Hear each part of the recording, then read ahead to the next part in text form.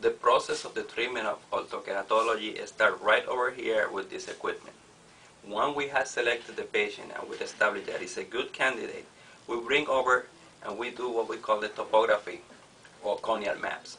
We do several corneal maps in each eye, and after the patient is gone, I design in the computer the mold or lens that is right and specific for that patient, for that cornea. In other words, that mold will not fit any other eye or any other patient. It's just a personal custom-made mold. Remember, there's different ways to do orthokeratology.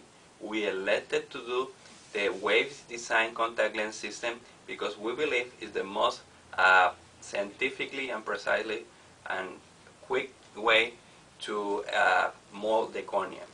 For more information, you can log on in www.wavecontactlens.com and you will find different certified providers in your area.